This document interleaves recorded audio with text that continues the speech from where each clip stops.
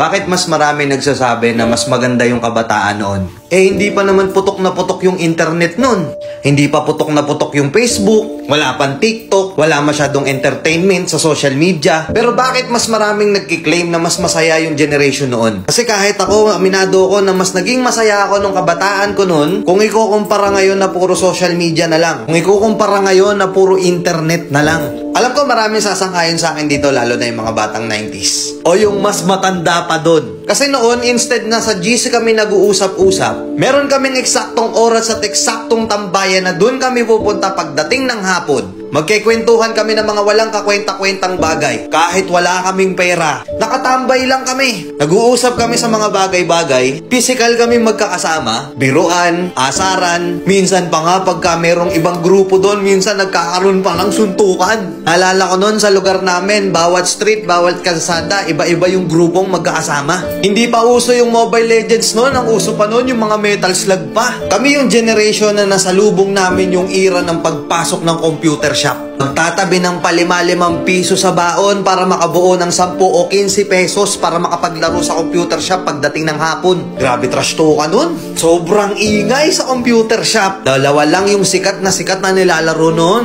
Dota tsaka Counter. Wala pang GC sa Facebook nun. Pero alam namin kung kailan yung call time namin para magkita-kita kami ng mga kaibigan namin noon. Hindi pera ang currency namin noon. Baka pala ng text at pogs ang basehan noon para malaman kung gaano kakalakas noon. Meron ba sa inyong mga nakapaglaro na noon? May Jolen, pupunta ka sa tindahan, kukuha ka ng tansan, bubutasan mo, gagawin mong sipa. Kada dadating yung Pasko, hindi pwedeng hindi ka magpapabili ng pellet gun. Kami yung mga kabataan noon na hindi pwedeng hindi kami mawawalan ng sugat sa katawan. Sub-sub dito, sugat-sugat na tuhod, at kung ano-ano pang sakit sa katawan. Napakasaya noon kasi ang kasiyahan namin noon sobrang simple lang. Kahit wala kaming pera, basta kompleto ang tropa, okay na okay na. Yung tipong pupunta ka sa court, makikipagpustahan ka, kahit yung pusta ay tubig lang, palag-palag na. Ibang klase yung tuwa at saya, lalo na nung nakikipaglaro ka pa ng luksong baka, Tom Sawyer pa. Nakakamiss, di ba? Ngayon kasi hindi na eh. Ngayon kasi yung ibang kabataan ngayon, hindi na nila nakakanasan yun. Ang nagpapasaya na lang sa kanila, yung mapasagot nila, yung crush nila ngayon. Puro pag-ibig, masyadong nagmamadali. Nakapokus na lang sa social media, hindi na lumalabas. Siguro oo, dahil nga yun na yung kinalakihan nila, masaya na sila dun. Pero aminin man natin at hindi, sa mga nakaranas ng mga ganong klaseng kabataan noon, mas masaya, di ba? Na kahit gutom na gutom ka na maghapon, may palo ka pa pag-uwi. Hindi yun mahalaga, ang importante kahit gusgusin na yung itsura mo, as long as makalaro mo yung mga kalaro mo, okay na. Masaya ka na. Nakakamiss lang balikan.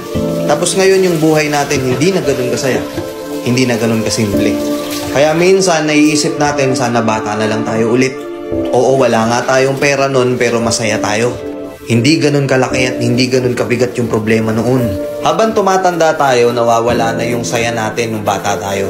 Kaya minsan yung iba, ini-spoiled nila yung inner child nila ngayon. Kasi aminin man natin o hindi na natin mababalik yung dati. Andito na tayo sa realidad. Sa realidad na pagka natapos mo yung isang problema, may problema na ulit agad. Wala ka ng time. Ubus yung oras mo. Hindi ka pa nakakapagpahinga, meron na naman panibagong problema. Kaya kung tatanungin ako, mas masaya ba talaga yung kabataan noon?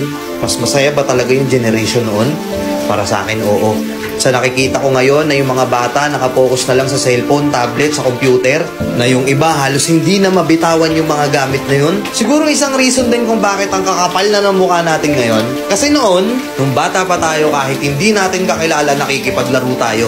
Tapos wala pang ilang oras, best friend na natin, kaibigan na natin, kasama na kagad sa circle of friends natin. Malamang sa malamang nga, meron kang mga nakalaro noon na ilang araw mong nakalaro, ilang linggo mong nakalaro, pero hanggang ngayon hindi mo kilala kung sino siya o anong pangalan niya. Hindi mahalaga kung sino siya, ang mahalaga masaya at nag-enjoy ka ng mga panahon na yun. Tama, di ba? Kaya kung isa ka sa mga tinutukoy ko na naging masaya yung kabataan noon, kamusta po? Sana okay pa rin kayo. Nakakamiss, no? Sobrang dami na nating struggle sa buhay, sobrang dami na nating pagsubok sa buhay. Pero masaya na din kasi naranasan natin noon yung ganong klase ng pamumuhay ng kabataan. Simple lang pero masaya.